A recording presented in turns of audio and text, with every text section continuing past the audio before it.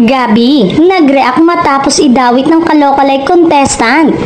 Nagbigay ng reaksyon si kapuso actress Gabby Garcia matapos banggitin ang pangalan niya sa It's Showtime ng isang kalokalike contestant na kamukha ng ex-jowa niyang si Ruru Madrid.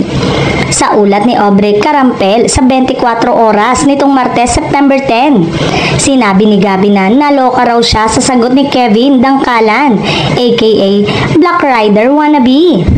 Nakakaloka lang si kalokalike, saad ni Gabby.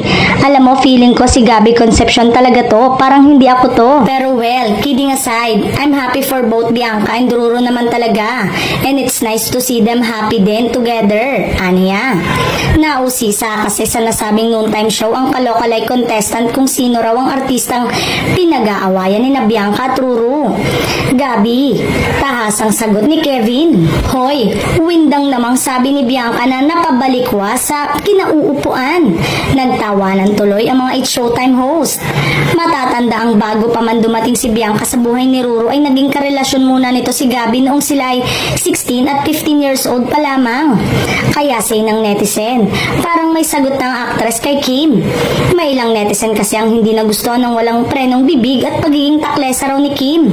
Bigla namang humirit si Kim Chu na Gabby Garcia.